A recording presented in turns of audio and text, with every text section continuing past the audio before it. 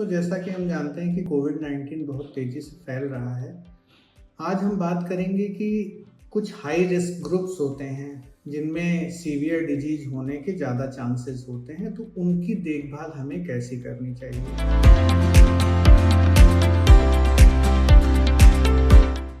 सबसे पहले हम जान लेते हैं कि हाई रिस्क ग्रुप्स में कौन-कौन आते हैं।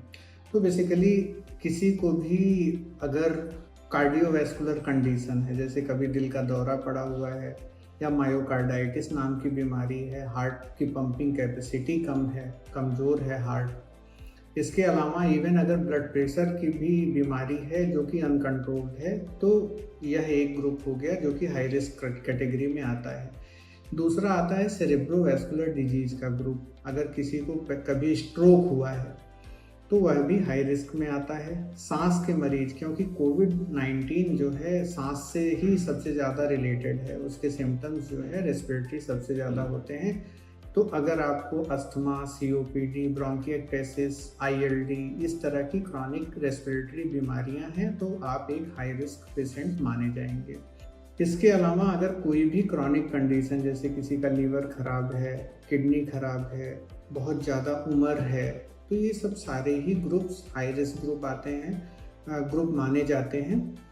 फाइनली डायबिटीज़ बहुत सारी बीमारियों की समझ लीजिए मदर है एक तरह से, और हमने पिछले कोविड के आउटब्रेक्स में ये महसूस किया है, ये देखा है कि डायबिटिक्स का जो है सीवियर डिजीज में आउटकम खराब होता है। तो डायबिटिक्स को भी अपने आप को हाई रिस्क ग्रुप कंसीडर करना चाहिए, स्पेशली अगर उनका डिजीज पूरी तरह से कंट्रोल नहीं है तो। अब जो हमारे हाई रिस्क पेशेंट्स हैं, इसमें सबसे कॉमनली लोग पूछते हैं कि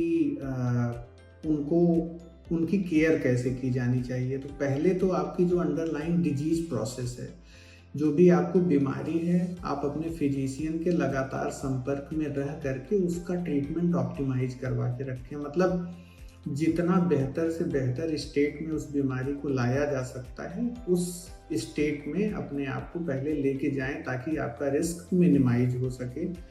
दूसरी चीज़ वैक्सीनेशन के बारे में, क्योंकि हाई रिस्क पेशेंट्स में वैक्सीनेशन के साइड इफ़ेक्ट्स की भी बात आती है और उनके वैक्सीनेशन न होने से कोविड होने के दुष्प्रभाव की भी बात आती है। तो इस स्थिति में यह बेटर है, मैं ये सजेस्ट करूँगा कि अगर आपने पहले डोजेज ले रखी हैं वैक्सीन की और उससे आपको कोई प्रॉब्लम नहीं रही है, तो डेफिनेटली आपको तीसरी डोज या बूस्टर लगवा लेना चाहिए। अभी इस बात पे मैं एम्फेसाइज करना चाहूँगा कि जो न्यूअर वैक्सीन्स आई हैं अभी 2024-25 में, जो वैक्सीन के बैचेज आए हैं, वह हाईली लाइकली है कि इस वेरिएंट के अगेंस्ट भी इफ़ेक्टिव हैं। अगर आपको पहले वैक्सीन लेने से कोई प्रॉब्लम हुई है या रिसेंटली आपको कोई कार्डियोवैस्कुलर कंडीशन हुई है, तो ऐसे में यह आवश्यक हो जाता है कि आप अपने ट्रीटिंग फिजिशियन से बात करने के बाद ही वैक्सीन को लें। इसमें रिस्क बेनिफिट रेशियो को हमेशा ध्यान में रखना होगा। अल्टीमेटली जो जनरल मेजर्स हैं, प्रिकॉशंस, कि अगर आप हाई रिस्क ग्रुप में आते हैं तो खुद भी बच के रहें, गैदरिंग में ना जाएं, अगर जाना पड़ रहा है तो मास्क हमेशा पहन के जाएं। इसके अलावा कफ एटिकेट्स का ध्यान रखें, नाक और मुंह को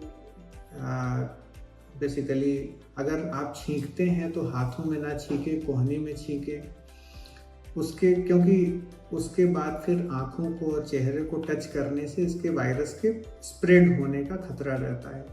अगर आपके घर में कोई हाई रिस्क इंडिविजुअल है, जैसे आपके मदर फादर, तो अगर आपको थोड़ा भी सिम्टम्स हैं तो उनके संपर्क में जाने से बचें, और अगर ज़रूरी होता है उनके संपर्क में जाना ही पड़ता है तो मास्क पहन करके जाएं।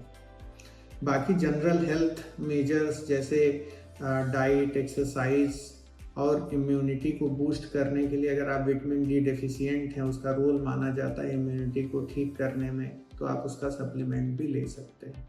धन्यवाद।